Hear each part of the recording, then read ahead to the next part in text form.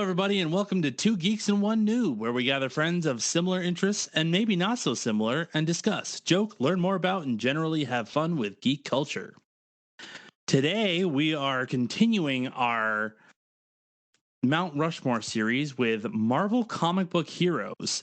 Last week, we talked about the villains, and we're just going to keep on going with our favorite heroes of the Marvel comic books.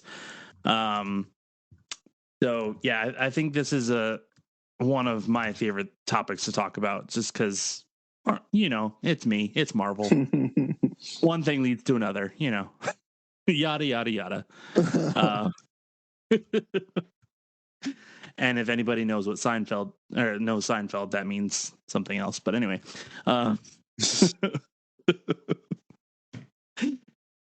But anyway, here we go. Let's talk about Marvel comic book heroes. All right. Well, I will start off this Mount Rushmore by saying what everybody expects of me.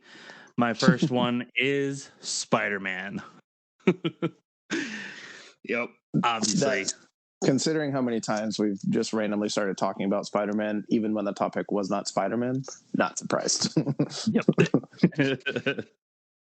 Yeah, I was literally editing the villain episode right before we got on here, and we were literally talking about how it's Spider-Man or Star Wars or Silent Hill. Yep. And I see no problem with that. No, of course not. It's our geekdom, so why not? But yeah, no, I mean, I obviously had to go with Spider-Man because, like, Spider-Man is just one of those very relatable heroes that is extremely powerful and can take on the biggest of bad guys and can darn well, like, beat them mostly, if not always. It's like, even He'll if he find loses, a way to. Yeah, and like, even if he loses the first round, he always has that second round where he comes back. I didn't hear no bell and gets the victory. Like, right. Spider-Man always bounces back. Yeah, and he's always like the turning point in a lot of the comic books, is like, especially in something like Civil War, where like right before the Civil War happened, like they were going through the registration of superheroes, and he was the first one to unmask himself. And then when it started to go bad, he was the first one to switch sides, and that's when they started like winning on that side. So it's just like, Yeah, if you're going to want to win anything, have Spider-Man on your side. Yeah, exactly. And it was interesting with that particular example that it wasn't like a slow, gradual, the other side started winning. It was Spider-Man's here, we won. And like, there was just this immediate change. And that's just the case so often in any Marvel comic story. If we look at, like, my personal favorite with Avengers versus X-Men, as soon as he started getting into the fight, and it's like he takes on a Magic and Colossus infused with the Phoenix Force and beats them both. And he does so in a narrow cave with minimal room for movement. And so it's not like he's in a big city swinging around and dodging all of their attacks. Like, he is close at quarters, making eye contact, and he walks away the victor. And one of those people being Colossus, like, kudos. You earned that victory. Yep. And being able to take on people like that, and even more so, like, people like the Hulk, and being able to actually beat him where so many other people have tried and failed, is just like, whoa, crazy. Yeah. It's just, I was actually watching a video last week, and it was just, the title of it was "The Time Spider-Man Humbled the Avengers." And it was just like sitting there watching it, I was like, humbled the Avengers, what? And then actually, as I'm watching through the video, it's just showing the little things he's doing to, like, beat them, where he, like, covers Captain Marvel's mouth with web in a way that she couldn't breathe. And so, like, he he didn't kill her, and it would something that would dissolve quickly. But he was like, yeah, it's going to take a few seconds for that to dissolve so that you can breathe and catch up to me. That's all I need. And then just like humbling Captain America and beating him and like outsmarting him in so many ways, and just watching him go through and beat all of the key Avengers members as like, there's a reason why he's the difference maker. Yeah, definitely. Well, I mean, he's a character who takes some of the more jovial aspects of other heroes and actually blends them together to actually give a more coherent, not coherent, sorry, wrong word. But he gives a different take on how the different abilities that other heroes have. So, for example, he has the inquisitive nature and the intelligence of Tony Stark and modern versions of Banner. But he has the strength of Cap, but he also has he has the strength and the will of Cap and Ant-Man. With the intelligence of like Reed Richards and Tony Stark. Like, he's got all of the best aspects of several different characters combined into one. Yeah, without making him overpowered as well. Partly because he's trying to figure out how to use all the tools available to him in the most common sense way. Yeah. I think that is something that's kind of funny about him too, is that like he can take on so many like world breaking people, but then like you look at his actual rogues gallery and like they're not super powerful people, but he has issues with them. You know what I mean? And I don't know if it's because of just them outsmarting him in certain ways, or just like he's just not expecting certain things, or he's just holding back. I feel like it's a mix of the last two, because I mean, we've seen instances where he stopped pulling his punches and really went all out. And like, it's a scary moment when he does that. Just look at even like the MCU, for example, used that when he was fighting against Goblin in No Way Home. Oh yeah. And like, he stopped holding back, and other Spider-Man had to jump in and be like, stop him. Is like, no, do not do this. Do not go down this path. And he even, that Tobey Maguire's Spider-Man even commented in one version about how he stopped pulling, or it may have been Andrew Garfield's, I don't remember, but one of them commented on how I eventually stopped pulling my punches. And like, it's always Andrew Garfield. Yeah. So it's always comic books, movies, animated shows, or whatever it is. It's always known that if Spider-Man does stop pulling his punches, he's arguably one of, if not the most dangerous person in the MCU. Yeah. Which I feel like is also like one of the reasons why he gets so much crap, is because like they know how powerful he is in some ways. And so like they don't ever want him to be on the dark side. And when he gets like the symbiote and stuff, it gets scary, you know? Yeah, symbiote Spider-Man is scary. Like, it's such a cool design, but whoo boy. Yeah, really. There was one comic arc in particular where Spider-Man stopped pulling his punches, and in this particular arc, Kingpin had sent an assassin to try and kill Peter Parker, and the assassin missed and accidentally hit Aunt May, and Peter is just in this, like, he's spiraling, he's not in a good place. Aunt May's in the hospital, so he gets this black and white like Noir type spider suit he had stored away and was using that to hunt down the assassin. Finds the assassin, beats him to a pulp, and was like, you're going to tell me who hired you. This is not a debate.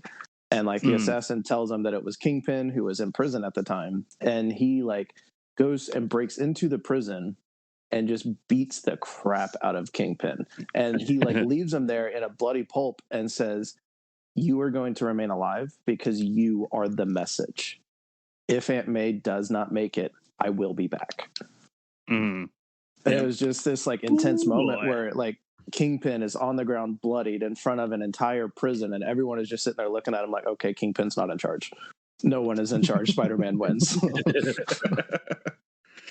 Yep. Yeah. I love the comic books of Spider-Man. It's one of those series where there's so much emotion, so much action, and so much like just a well-rounded character Mhm. that you just can't beat it. I don't think, honestly. Yeah, and there's a reason why he's such a popular character and why he is the face of Marvel, whether they want that to be the case or not. Like Spider-Man is the face of Marvel. He just is. He really is. Yeah. All right, we've talked about Spider-Man for too long. What's your first one, Caleb? Well, we can't talk Spider-Man without talking his best buddy, Deadpool. Is he really a hero, though? He's more hero than villain. He's kind of in that anti-hero category, but he's definitely more of a hero than a villain. The only time he's been like an outright villain was if something specific caused him to just get really angry or something was controlling him. But he's always done more on, it's kind of like in the same vein as Punisher. Like he may have some questionable methods, but in the end of the day, he's typically fighting for the right causes.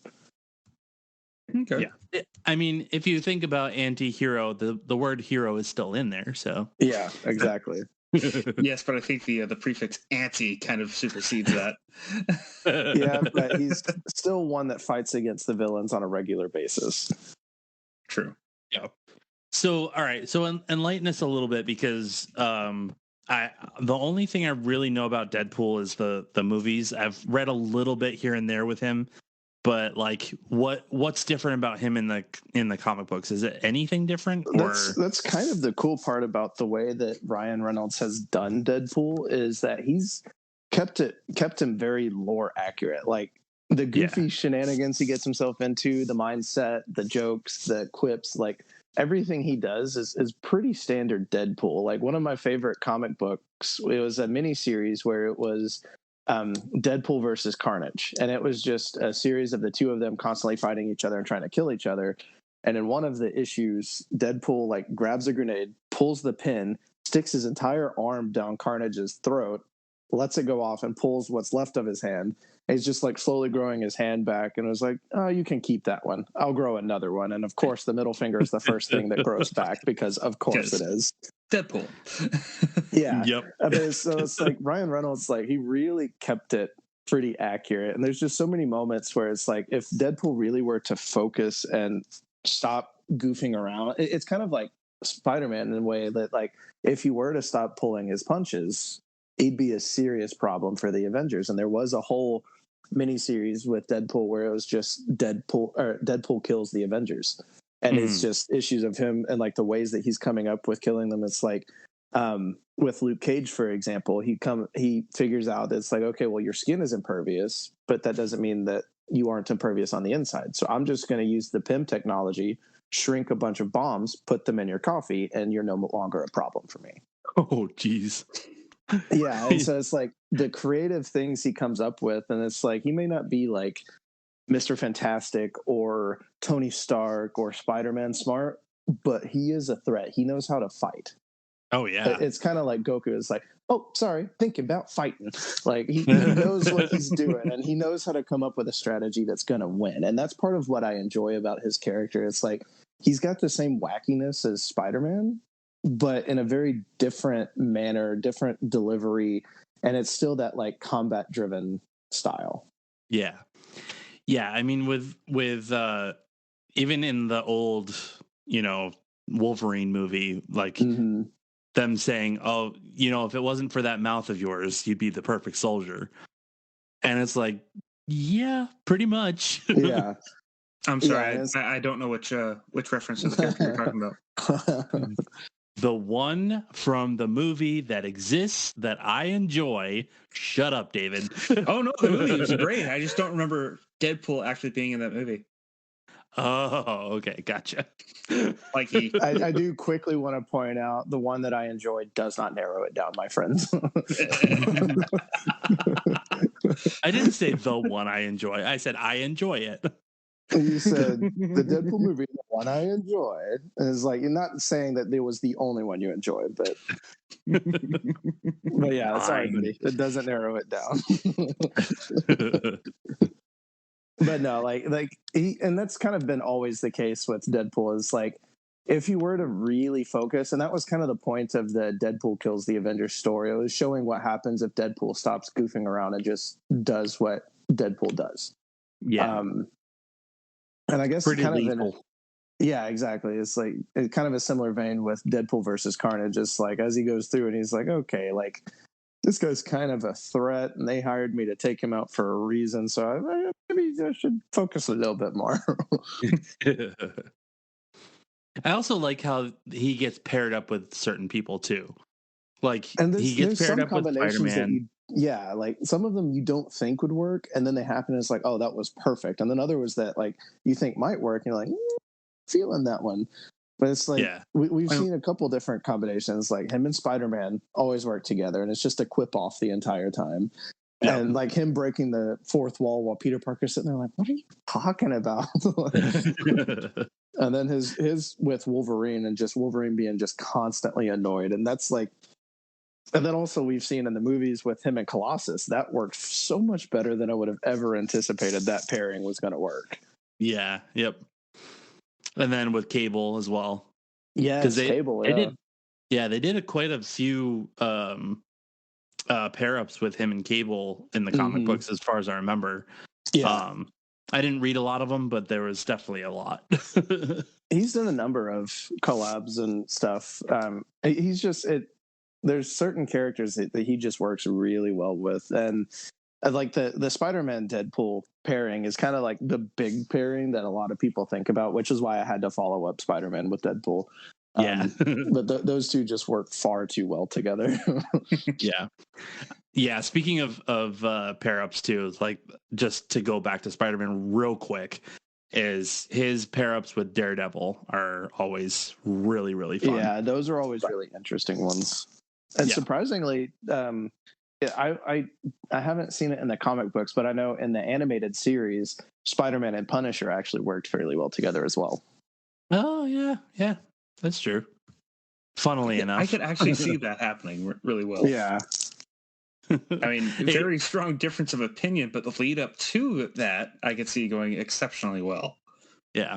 Well, it's like the opposites attract kind of thing, where like where Punisher is just absolute carnage, and then Spider-Man's like, no, let's take him out with jokes. Which, I mean, you think it's kind of like the same as the Deadpool pairing, but it's trading in quips for just stone-faced anger. Yep. Yeah. Nice. So yeah, that was my first pick, and I thought it was a fitting follow-up for Spider-Man. Yeah, definitely. I like it. All right, so real quick, David, any thoughts? I know you're the noob on this one, and you didn't really have a whole lot to contribute, but I want to get your thoughts on some of these things. I mean, it's no big secret that I'm not a terribly big Marvel fan. There are Marvel properties I enjoy. But I actually do have three heroes where I've actually read at least one of the comics for that character. Ooh. That is admittedly three more heroes than I anticipated. I'm proud of you. Now the problem is, You're not sure if they're Marvel? Oh no, I know they're Marvel. I know they're Marvel. I know they are Marvel. But my problem is, do I bring them up?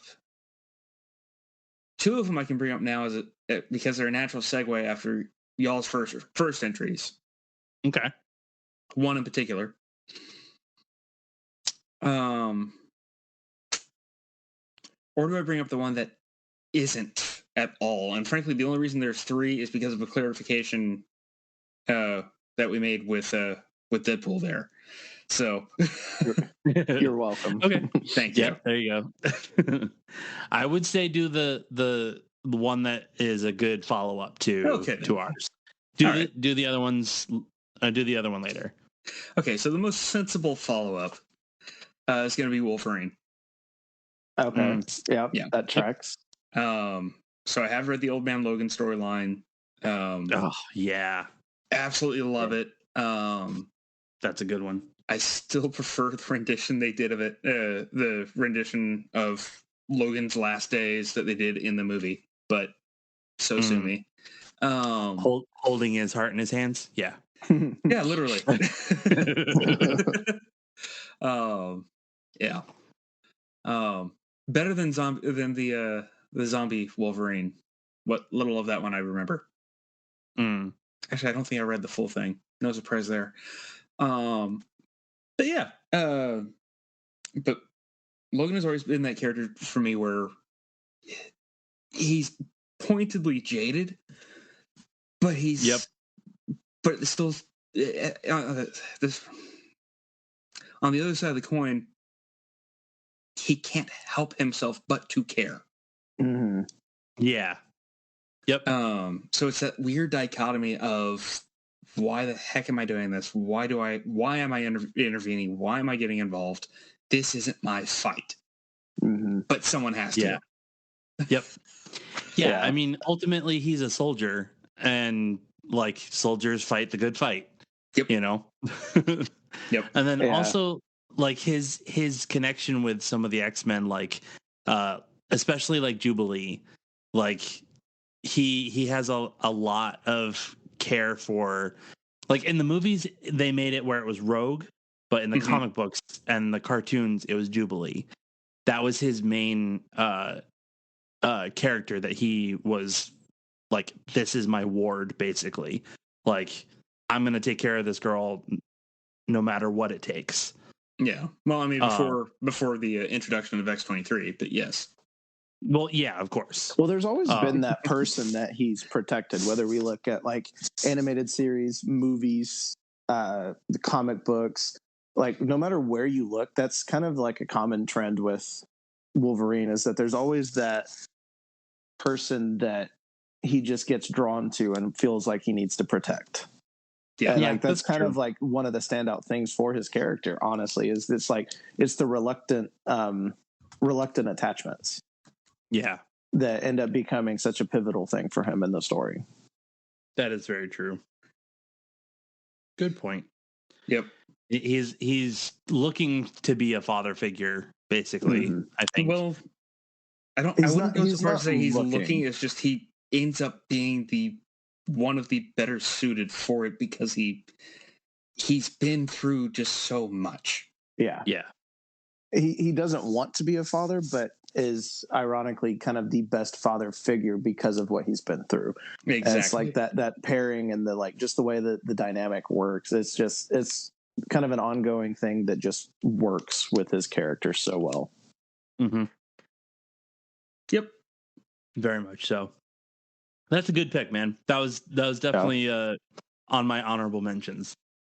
I was thinking about him, and I was like, I kind of was going back and forth with him and one or two others. And I was like, he's ended up on my honorable mention as well. But like, he Wolverine is just a great pick, and that's like, there's a reason why like Wolverine kind of helped get some of the comic book movies rolling. Like, it's a beloved character for a reason. So he has one of the best backstories, I think, for movies and comic books in together, I think. Yeah. I will move on to my second pick, which I struggled with putting this one either in first or second place, but since Spider-Man was always kind of the favorite, I put this one in second place. Was Gambit. Not surprised at all. That tracks. Gambit. Oh my gosh, this guy is so cool. I love his power set. I love his personality. I love his backstory. I love how he interacts with everybody. And like, I made my D&D character after him.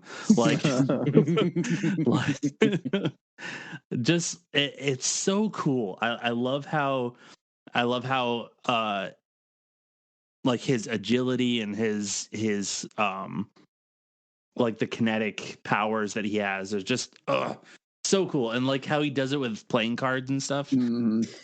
He uses his amazing power in a very unique way. Like I've seen people do different things like making objects explode and stuff like that, but the way that he uses his power has just always been really unique.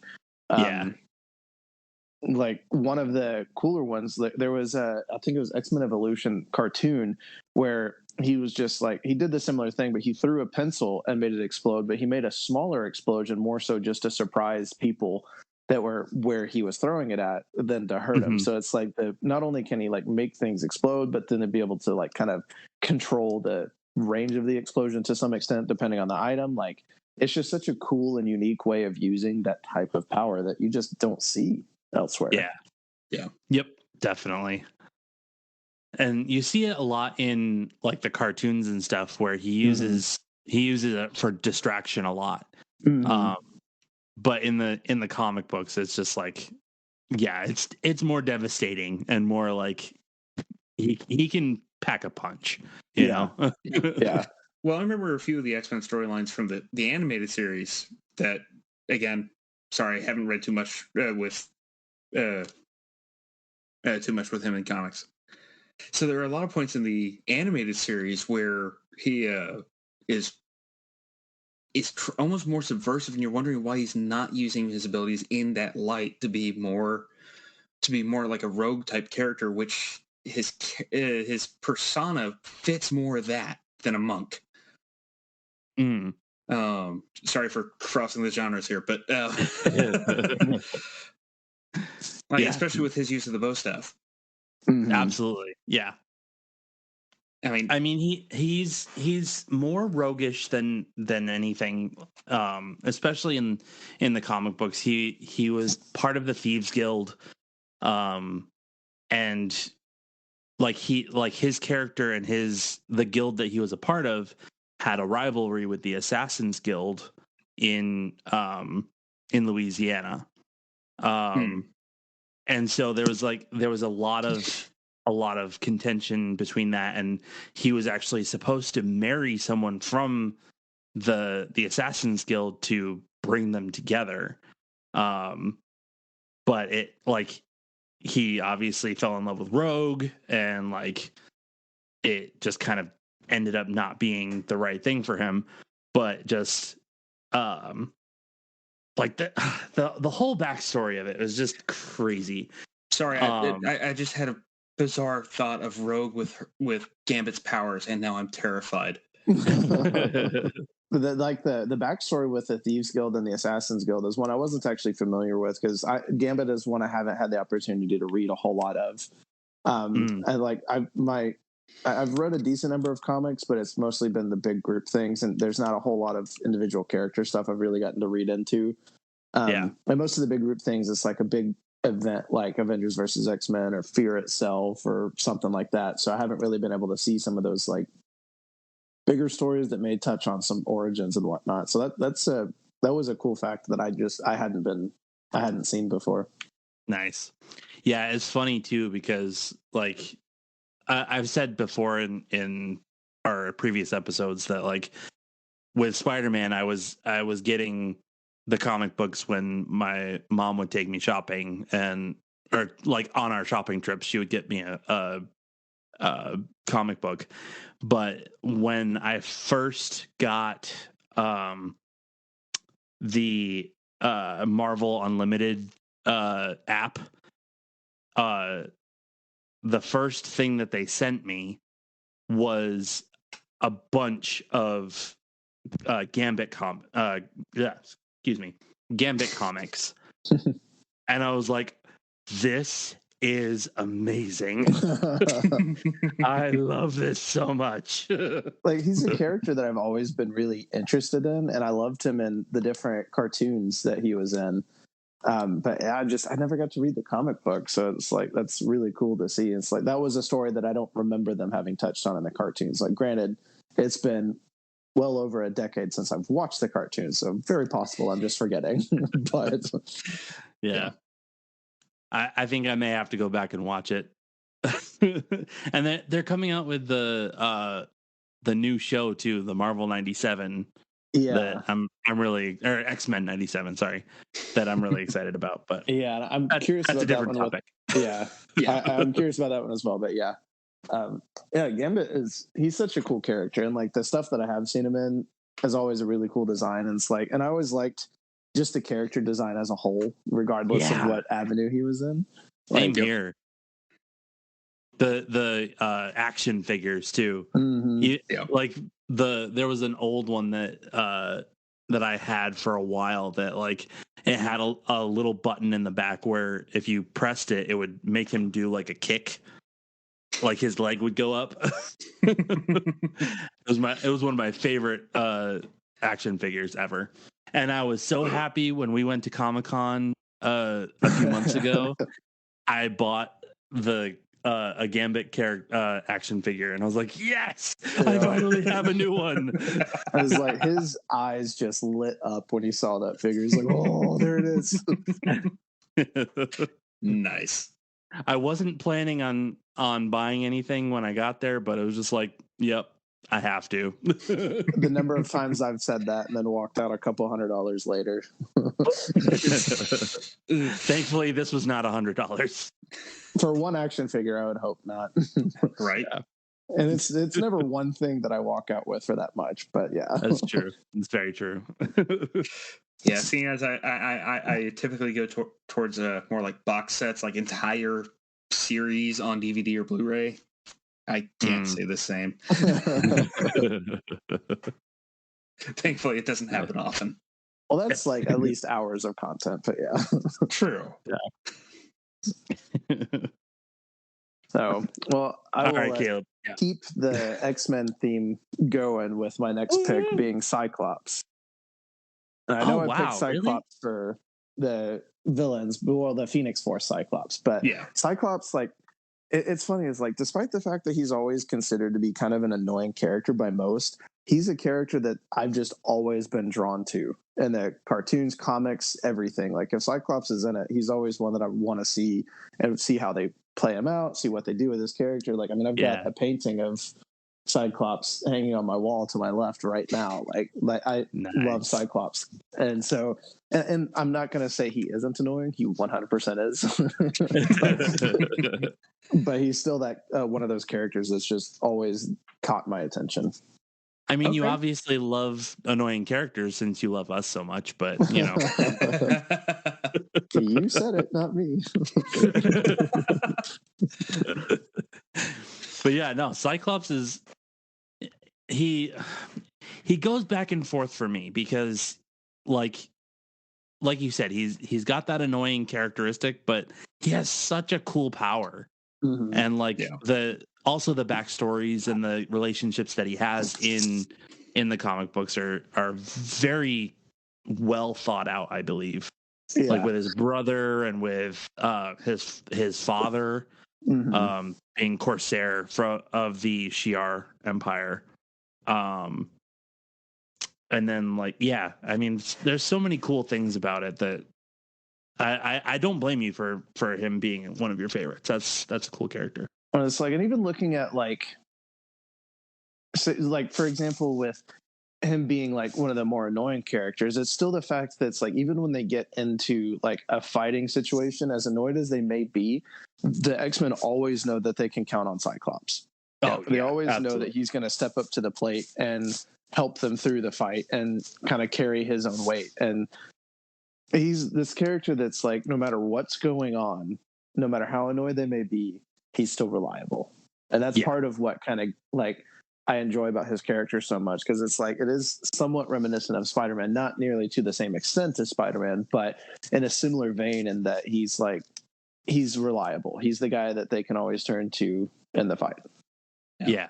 It's like, even if his ability isn't the best suited for the fight that they're having, chances are he'll be able to come up with a strategy at some point. Yeah, I mean, he's not only is he a good fighter, but he's also a good leader and good strategist. Mm-hmm. Being able to lead them to, a victory is very much, very much needed that they wouldn't have had before. Like a lot of the other characters, they have their own way of doing things, but it's just like, it always seems to not quite be the best way of going about things. Whereas Cyclops, I feel like he has a good strategic mind. Yeah. They always have a way of fighting. He is the one that comes up with a way for them to use their abilities and their styles as a group. Right. Yeah. Well, I mean, I think that's kind of what contributes to him being annoying. Is his annoyance isn't just in like what he says; it's more in the demeanor in which he says it. From what I remember of him from the shows, Yeah, it's more of this. No. I've observed the situation long enough. Here's the route we are going. You do this, you do that, and there's just this smug air about the way he says it, where it's like, okay, dude, you could have asked. yeah. No, that's pretty spot on. Like, it's definitely the delivery that is the issue, not the person. Yeah. I think it's that, and also in a lot of ways, I think more so in the cartoons than in the comics, but he always seemed very whiny and very just like, oh, woe is me, and like, I can't believe they're doing this again to us mutants, and blah blah blah blah. But like, when it came down to it, he was just like, yeah, no, pretty. He's definitely he's definitely the like dramatic guy of the group. It's like, how about you leave the drama class for 5 minutes and just hang out, please? Okay, thanks. Yep. So he's the type you would see outside the cafeteria with a box of black cigarettes. Yeah, most likely. Notice I didn't say a lighter. He is the lighter. Yeah. It'd be kind of fun to watch him try just to barely light a cigarette without destroying things. Fair. And not destroying the cigarette at that. He could do it with the settings on his visor, but not so much with his just ability. Yeah. Well, I mean, it's sort of like blinking for him. It's either on or it's off. So I guess it depends on the version. If it's the version that got that was aged and learned how to control his powers through like the Magneto machine, then yeah, he could. But normal version, no. Okay. I laugh so much because like, in like the movie versions and the cartoon versions, there's a difference between the way he shoots the optic blasts. Like in the movie, he has like a dial that he can adjust it. Yeah, like a shutter. Yeah, exactly. But in the cartoons, it's so funny because it just looks like he's just like tapping the side of his face, and it's just like, that's so dumb. Google Glass, but useful. Yeah.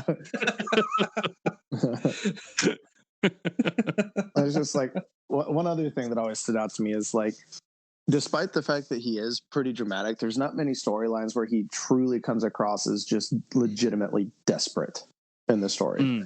Like the Avengers versus X-Men was one of the few stories where he was genuinely like, no, he is desperate. He is fighting against the Avengers full force. He's not holding back. Like, that is pure desperation. And there's like there's obviously times that he does get desperate, especially when Jean's safety is involved. But like he doesn't reach that desperate point as often as he could or should. Yeah, definitely. So, real quick, what do you think of his tenuous relationship with Wolverine? I always kind of find it entertaining personally, because it's like Wolverine's kind of one of the people I think of when I think it's like, I know that you're going to be helpful in a fight, but until we get to the fight, I do not like you. Yeah. Fair. Yeah. I fully agree. I think it was one of those things where it's just like, sometimes it can be kind of annoying because they're just fighting over a girl pretty much. Yeah. And it's just like, okay, yeah, but like, you guys are brothers in arms, you know, like why can't you get past this one thing? I feel like that's kind of showing the other side of that brotherly bond. It's just like when they fight over such stupid things and they act the way that they act, it's like, you are two grown human adults. Come on, guys. But it's like that that dynamic between the two of them is just like, okay, like they're childish, and that's kind of like contributing to it because neither of them really had a real childhood. So yeah. Except for, I will say, it was a little creepier in X-Men Evolution because absolutely, yeah, it was for sure. Because they were teenagers in school, and Wolverine was a grown man. But anyway, we won't get into that kind of stuff. But anyway. Oh, shoot. That means... Yeah. I just put those pieces together. David, did you have a second one? I do. So go for it. Moving off of the X-Men. No, you can't. Sorry. Oh, okay. Well, never mind then. Then I'm out. No, keep it going. So, moving off the X-Men, Hulk. So for me personally, it's part of the reason why I don't like as many of the Marvel storylines as opposed to DC storylines, is because so few of their characters, in my opinion, show a strong dichotomy in themselves. But Hulk is that dichotomy. That is his entire character. Okay. Where you have the hyper intelligent but kind of almost cowardly Bruce Banner, who's just trying to stay away from his power and kind of live a life on his own, and then turn around and turns into this menacing beast that is next to unstoppable. Mm-hmm. Yeah. A lot of the Hulk storylines are really interesting, like Planet Hulk, World War Hulk. The end. Yeah. Like there's some really intriguing Hulk storylines that go in a very different direction than some of the other comic and characters. Yep. Some might even call it incredible. I see what you did there. I got it. Would work for Spider-Man too. real quick. I don't know if you would know this, David, but maybe Caleb, you might know. Is Maestro Hulk, or is that somebody else? There's a character who looks like a very old Hulk, and I can't remember if that's actually the Hulk or if that's Maestro, if that's a completely different character. Let me see. David, you may want to keep going. I can do a little researching on this one. I vaguely remember the character from one of the comics I read, and I want to say it was part of the Planet Hulk storyline. Yeah. Which has me inclined to say no. Yeah. I know in the video game, the Avengers video game, it was I think it was like a future Hulk, like because it was like old man Hulk in some ways. Okay, because as far as Old Man Hulk goes, all I remember was the end, which by far is, despite my impressions of Marvel, is by far one of my favorite comics. Yeah. Were you thinking the Hulk with the beard and the long hair? Yeah. Okay, yeah. So Maestro is it's Maestro. Yeah. Maestro, I think. Yeah, there's a Hulk gang, and apparently it's that is called Maestro, at least in the one that I'm looking at currently. And it looks like this version of him was in the Old Man Logan comics.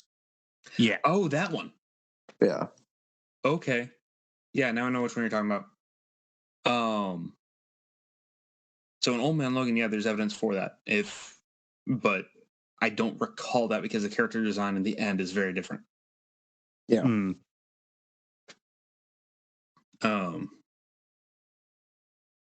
Yeah. I'd have to like read through this whole thing to figure out which version it is, but yeah. Now I will say for the end storyline, it's a very bittersweet and unexpected, ending where it's just Banner and Hulk now, and it's still these two very distinct personalities in the one body, or the one mind would probably be more accurate. Mm-hmm. And they're dueling as though they've never. They're dueling to a degree that they haven't before, partly because there's nothing for them to do. Mm-hmm. Right. Hulk can't die, and Banner wants nothing more than to die because he is artificially prolonged because he has Hulk in him. Yeah. The gamma radiation. Yep. And so that those final frames where it's just Hulk finally seeing the reasoning behind Bruce's view of, okay, finish what you have to, whatever is left for you to do, finish it now. Mm-hmm. And then, I'm going to let you go away. Wow. A haunting ending. And again, not a good one, but it's fitting. Yeah. And oddly bittersweet. Yeah, that's crazy. I was like, that's something that a lot of people warrior. Do what? If I make reference to gardeners and warriors, do you know what I mean? No. Okay, there's this old adage of it's better to be a warrior than a than a gardener in a war. Oh yeah, that's fitting. Hulk's character is, the dichotomy between Bruce and Hulk is very much that, where Banner is completely unprepared for battle and Hulk is suited for nothing but. Yeah. And so that ending of his arc through that storyline is very much kind of that picture in my mind of, okay, there's nothing for me to survive or fight anymore. So why am I letting the gardener live and struggle on now that he's terrified? Yeah. Where that's the only thing he feels. Anyway, sorry, I'm waxing poetic at this point. I was philosophical. I was going to say that's one thing that a lot of people don't really realize is just how like dark and deep the Hulk storylines really can get. Like a lot of people just think it's like Hulk smash and that's the extent of it, but there's like so much more to the character, and like some of the darker or some of the darkest stories within the Marvel comic books pertain to just the things that Hulk goes through. Hulk/Bruce Banner. Yeah, it's one of those things too where like at least for me, like the Hulk isn't necessarily one of my favorite characters, but he's definitely one of my favorite storylines because he just even in the movies and stuff, it's cool to see the difference between the two characters becoming one and like them starting to work together and not really knowing where it's going to go, but like knowing that they have to work together to get anything done. Right. Like even in that first Avengers movie where like him just saying, that's my secret, Cap. I'm always angry. Yeah. Like it's just one of those things where it's like, yeah, no, like that's the dichotomy of Bruce and Hulk. Yeah, Bruce Banner and Hulk is that he's just, it's a facet of his personality. Yeah. So just, it's cool. I like it. Yeah. It's a good character, David. I like it. And I guess it's more juxtaposition than a dichotomy now that I think about it. Whereas the dichotomy would have been more of Jekyll and Hyde. But the juxtaposition between, there we go. Sorry. Yes. So since we're on the topic of Marvel, we're going to just retcon that we ever said dichotomy and go with juxtaposition. Easy enough to do in Marvel World. Dan, don't edit that out.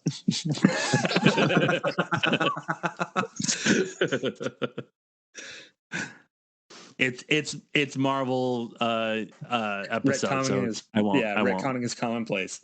Yeah. It's a new world. All right, cool. Let's move on.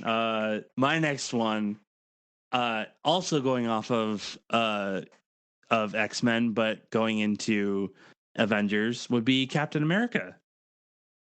Captain America, the poster boy of the Avengers. Yeah, I mean, he's just a cool character. Like the idea of the little guy and like going through hell to be something that he always needed to be, and like the character behind it of like very, very what's the word, altruistic and he's a servant leader. Yeah, exactly. Like he always knows how to get things done, but do it in a way of like, no, this is the right thing to do, and we need to do it, and you need to follow me because I know it. And he's inspiring because instead of annoying, it's inspiring. Right. And then obviously, not only the comics but the movies, he's definitely one of my favorite characters. Yeah, that tracks. And like that definitely fits, like just knowing your style and personality and everything. Like I'm not surprised that that's one of your picks for sure. Yeah, I just love it. I love his like fighting style. And I love the shield. Oh my gosh, if I could get a replica shield, I would love a replica shield.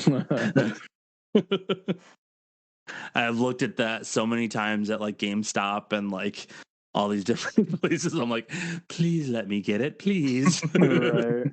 If only you weren't so expensive. Yeah. There was even like a backpack that was the shield's shape, and I was like, ooh, maybe I could just get that. But yeah, no, it's funny because it's another one of those ones that I don't know a whole lot about the comic book version of him, but I've read some enough to know that he's just a really cool character. Right. So. I was like, he's one of those characters that's like, he's another one that really doesn't get desperate unless things are really bad. And that's like, if he's to the point where he's just like giving an absolute statement about something, it's like, okay, no, like he is genuinely concerned or genuinely desperate. It's like, that's why one of my favorite storylines is the Avengers versus X-Men, because it's like Captain America, the guy that believes he can save anyone, is sitting there saying like, no, let's destroy the Phoenix Force. It's too dangerous. I don't want it here anymore. And so it's just like this whole like complete switch. It's like when Cap gets to the point where he's saying, no, this thing needs to go, or this person needs to go, that like he is determined. He's reached the point where he genuinely believes that is the only option to save the world. And he is going to fight his absolute hardest to make his goal happen. Yeah. Yep. And it's so hard too, because like to think about that, but then also think about the idea of like, no, like you shouldn't kill them. Like, well, and it's like very both similar sides to of like, it, and it's like, yeah, it's very similar to Spider-Man. It's like the like Spider-Man has the no kill policy. Captain America has the no kill policy, and both of them have those few things in the stories that they just get to the point where they're like, yeah, no, that policy does not apply right now. Yeah. Well, it's funny because like Captain America is one of those ones that like ultimately he's a soldier. So like he's more on the side of no, if I need to kill, I will kill. But it's never his first or only option. Right. And exactly. There's even been times where he has straight up fought other people. Like there in the in Civil War, he beat the crap out of the Punisher because the Punisher killed a few villains that were joining the other side. And like he got genuinely angry and was like, no, you should not have killed them. You overstepped. Yeah. And beat the crap out of the Punisher. So it's like, you're right. Like he's willing to do it when he feels like that is the needed outcome, but that's never the first, second, or even third option. Like he exhausts every possible outcome before he gets to the point where he's like, no, this is what we have to do. This is the only option. Yeah. And it's one of those things too where like thinking about the movie and watching him like use a gun and stuff like that. It's like it's one of those weird moments of like, okay, would he actually use a gun? And then you think about, okay, no, he was in World War One, right? Two, yeah, World War II. And so like he was a soldier in World War II. He would have killed. Like there was no going around that. So like I don't know if it comes from that his no kill policy, or like if it's that's more probably of where it comes from. Is he's seen so much of it, he's like, enough. I'm not doing this again. Yeah. Yep. And he also like sees like with the abilities that he was given through the super soldier serum, it's like I was given the ability to make that difference, to find the alternate path, to use a different method of changing this outcome. So it's like he's been given, he's seen a lot, and he's been given a lot. Yeah. Yep. Very much so. Yep. Well, my third pick, going back to the X-Men on this one, is Colossus. And Colossus is an interesting one because I don't know that like overall he's one of the more interesting characters, but he's a character that I have this special like connection with, I guess, because like I remember when I was working at a previous job and I was taking phone calls, and like that was all we were doing was taking phone calls and just helping the people that were calling in. And late at night, there was some lulls in between the calls. And so I would sit there and I couldn't leave my desk. I couldn't do anything like away from my desk to like help pass the time. So I would pull up the Wikipedia page for all of the various Marvel characters or Star Wars or whatever, and just read through those. And I dove deep into the Colossus Wikipedia page and just read up on his origin and backstory and like his connection with his sister and stuff like that. And like it just became this really special character for me, and a character that like anytime I see him, I get super excited, kind of like Deadpool seeing Juggernaut and Deadpool 2. It's just like, oh, it's Colossus. Oh. So like he's just this character that I've like really grown to appreciate and admire, and in the comics and then movies and shows and stuff as well. Yeah. That's funny too, because like when he first showed up in the original X-Men trilogy, that's how I felt too. Like I didn't have as much of that background of it, but like for some reason whenever he was brought into the story, I was like, oh dude, I can't believe they brought him in. That's awesome. Yeah, like and like it was just cool, like, and like just looking back is like that massive dude just casually carrying a big TV under his arm. And it wasn't the flat screen TVs we have today. No, that was the big beefy TV from our childhood. And he's just carrying one of those under his arm, under one arm, just walking casually. Doesn't even look like he's slowing down. It's just like, good grief, how strong are you? Yeah, and the answer is yes. Well, it's just, and like his backstory, I find really interesting. It's like he didn't know that he was a mutant, and the one day he and his sister were working out on their family's farm, and a tractor lost control and was rolling down a hill towards his sister. And he selflessly runs down the hill and jumps in front of the tractor between her to stop it.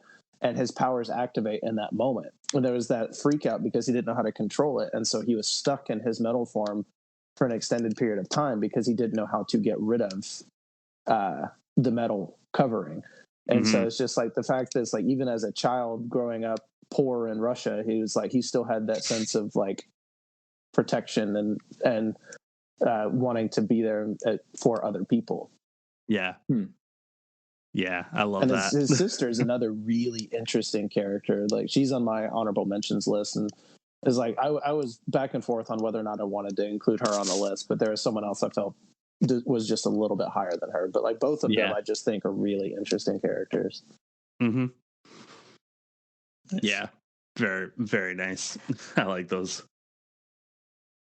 I would even say that you could put those as a slash, like Colossus and Magic in one.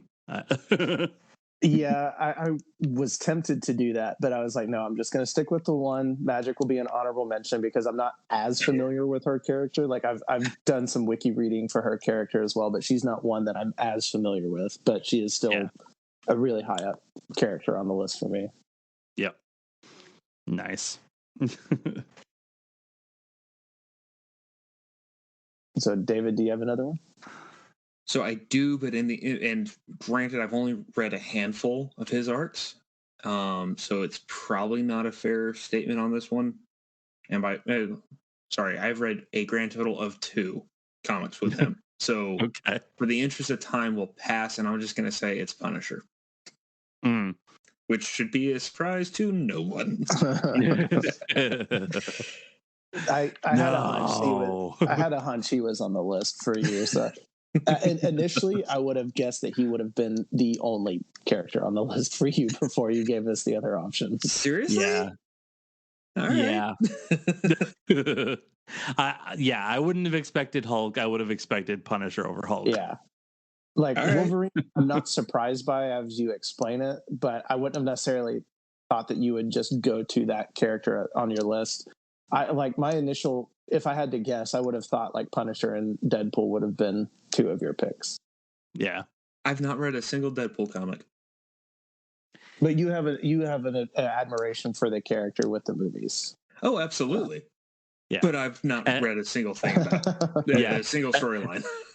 There's the rub there because we made it comic book heroes, not that's fair. Marvel movies. Yeah. Yep. But okay, cool. Well, for my last one, before we get to the honorable mentions, it's actually more of an obscure character. Is from the Generation X comic books. The character of Chamber. I don't know if I'm not actually familiar with that one. Totally unfamiliar. Okay. So his real name is Johnny Starsmore. Yep. His name is Jonathan Starsmore. So his power set is the lower half of his face is exploded into psionic flames, basically. So he has no lower jaw, and he communicates through telepathy, but he can do blasts and stuff through that fire through his chest. And for some reason, this character, ever since I started reading the Generation X characters, or the Generation X comic books, for some reason, I just have loved this character immensely. He just, I don't know, I don't know much of his backstory so much, but just the way that he interacts with everyone and his action style for some reason is just that is super cool. And the D&D character that I made for Gambit actually has this part of it as well. Nice. So he had the D&D character is what's called an ASMR, which is an angel blood character, and he has what's called a what's it called?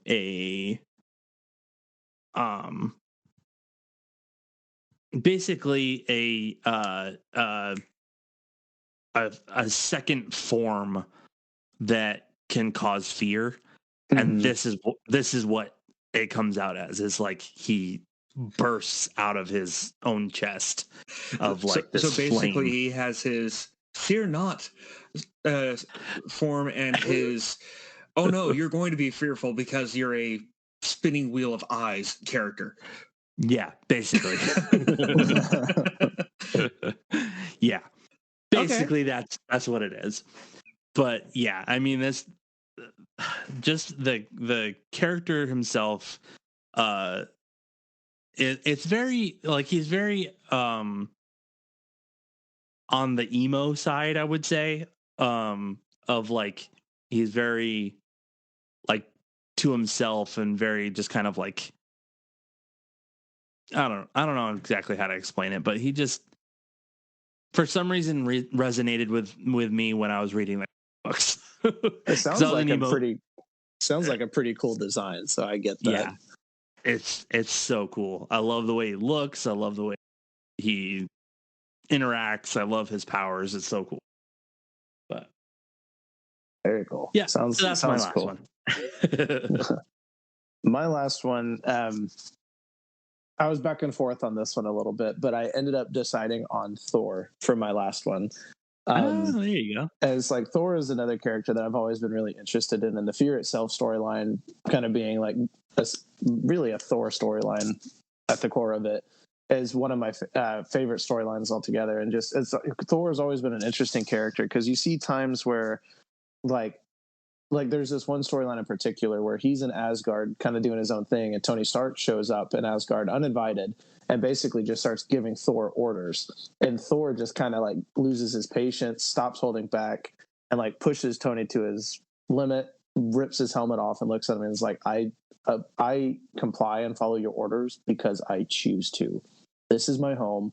You order no one around. And it's just like, just knowing this, like if Thor wasn't holding back and willing to play along, knowing how much stronger he is than everyone, like there's really not many people that could stop him.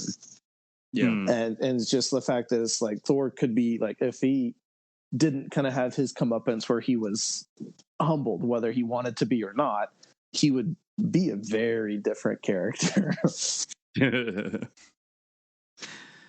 Yeah, I mean, even in the movies and stuff, it's like, yeah, how does he even like submit to any of this? Yeah, it's like it's just like what he says with Tony Stark is like, I comply because I choose to comply. Like you are in charge of no one.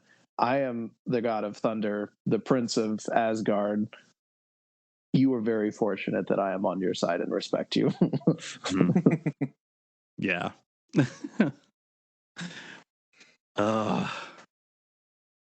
Yeah, Thor's definitely a really cool character. Like just the fact that they get to like use the Norse mythology to add to the Marvel universe. It's like, wow, that's really cool. Yeah, and the way that they use the Norse mythology is really interesting as well. Like it's not just a carbon copy. It's a very unique twist on the mythology, and it's done in a way where it's like we still respect this source material, but we're telling it in our version so that it's a bit more palatable to the masses. Yeah, because it almost makes it where like all of the mythology has happened way before any of this is happened. Yeah, like right. Like he even talks about some of the things that he has done in the past because he's supposedly like what 1,500 years old or something like that. Yeah, something like that. Relatively young for a god, and like, but like wildly even old for everything else. Well, yeah, of course.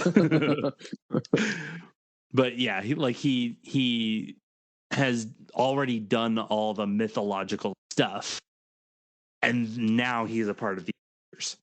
Like, yeah, and it's like kind of that in between from it's like, okay, I've done all of the things I was destined to do.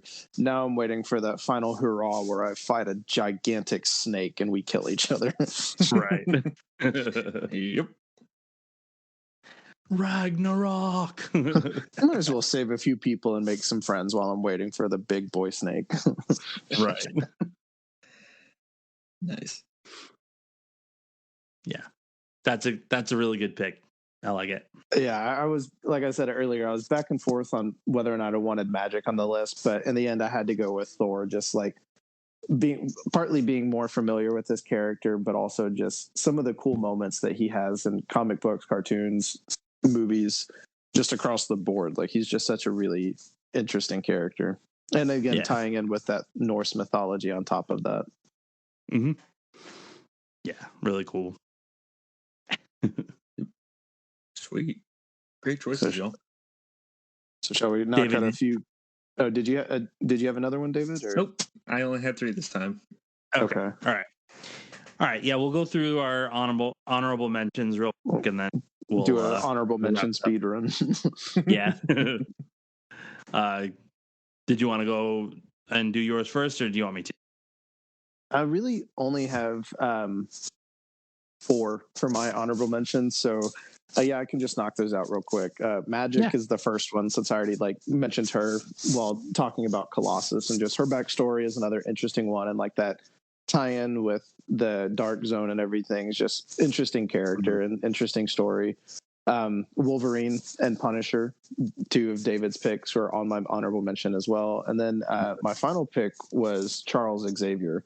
I felt like just because of how interesting his character and his dynamic with so many different characters within the MCU, I felt like he was one I had to just mention, because he's got even if it's only a partial tie, he has some sort of tie to almost every character in the MCU, both hero and villain. So it's just such an interesting dynamic that he brings to the table, and just the ties and how far his connections branch. It was always really interesting to me. And and then if I didn't mention this one, so a 5th one, but obviously Spider-Man. I will say, thanks to, this isn't because I haven't read the comics, but because of the movies and the video games, Miles Morales has actually jumped really high up on the list for me as well. Because the way that he was portrayed in both Into the Spider-Verse, Across the Spider-Verse, and then the Miles Morales video game just showed how interesting a character he can be when he's written really well. All right, cool.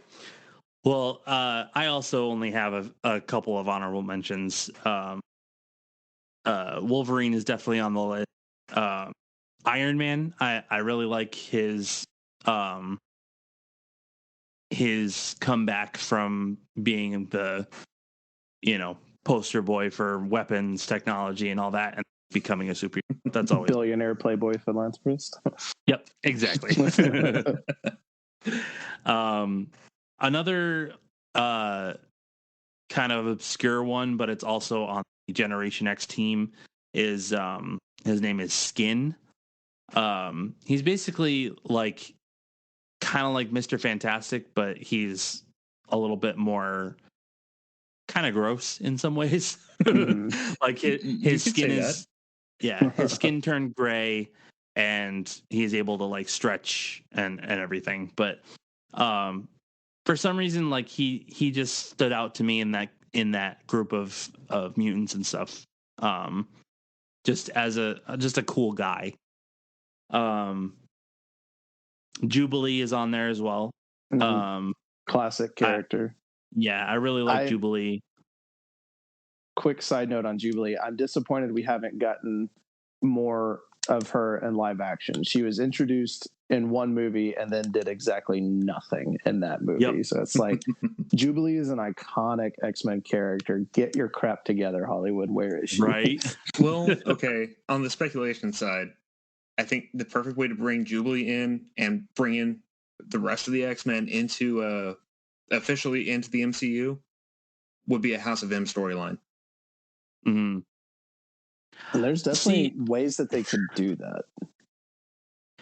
There is and there isn't, because the House of M started with Wanda saying no more mutants, which there haven't been any mutants in the MCU yet, other than small mention.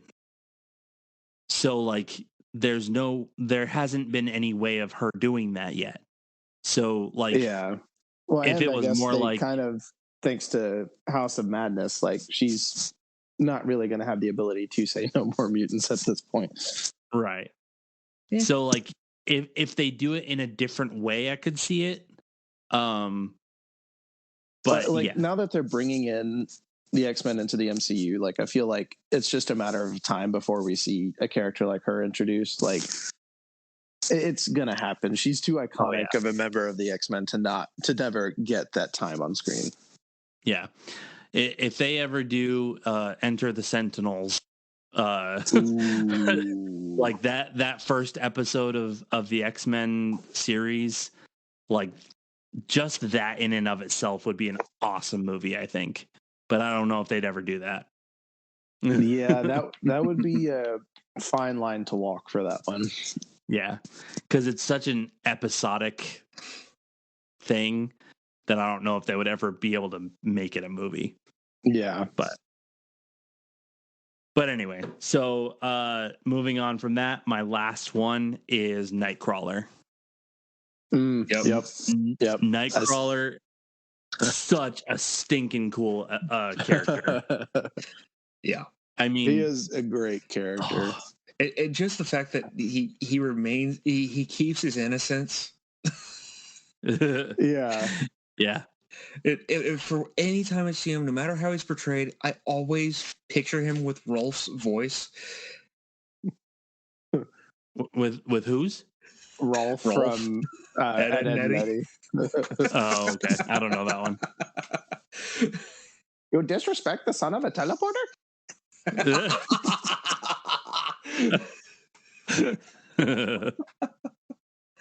Nice. Yeah, like Nightcrawler's an interesting one. It's like just the weird dynamics he has, and like some of just the weird random love interests that just somehow work for him in the comics. It's just like he's always an entertaining character, and there's always some really funny dynamics with his character. Yeah. Have you seen the stuff lately with him being Spider-Man? I've seen some stuff because I know that they were doing some like one-offs where it's like other characters get the like spider powers and whatnot. So I haven't really gotten the chance to read into it, but I did see something about that. Yeah, it's just very weird to look at it because it's like he can already crawl on walls, which is fine, but then the teleportation thing is like that doesn't exactly work. Yeah, but it's cool. I like it. But yeah, no, his character being the quote unquote Christian of the group. I like the fact that they bring God into it from his perspective, and like the fact that he's a fighter. He definitely fights, but he also keeps his faith at the forefront. Yeah. And then just the power set is so stinking cool. Yeah. The power set and the design. Yes. Yeah. And it's cool too because the different designs that they've come up with over the years too, like the comic book version has always been very accurate to throughout all the cartoons and all the comics and everything. Mm-hmm. But then like the movie version, like I liked how both versions of the movies have brought in the best parts of it. Mm-hmm. Like how he was blue skinned, 3 fingers and 3 toes, and all that, and like part of the circus and stuff like that. And it just I really love how they brought him to life. Yeah, he was just done really, really well, and just I would agree that like the movies, like the way that they introduced his character and incorporated it was just done really well and really cool. Yeah, very consistent throughout the different versions. Yeah, but, yeah. So that was my last one. Very nice. I like it. Yeah. So if anybody has anything else, we'll or unless anybody has anything else, we'll wrap it up. No, that's all I got. All right, cool. Caleb, do you want to Close it out. Yeah, sure. Or Another David, I hamster don't care. fell off the wheel. I could close. I it really out, have yes. to pee. Fair. I'll close it out real quick then. Okay. All right. Well, thanks everyone for listening. We hope that you enjoyed the episode and have been enjoying the series with the Mount Rushmore topics. We've got a few more topics that we want to do. We'll continue to try to space them out so that we don't go overboard with it. But if you are enjoying it, please share the podcast with your friends and family. Feel free to follow us on social media as well. And we hope you continued listening and enjoy. Thanks, everyone. Bye. Okay, bye.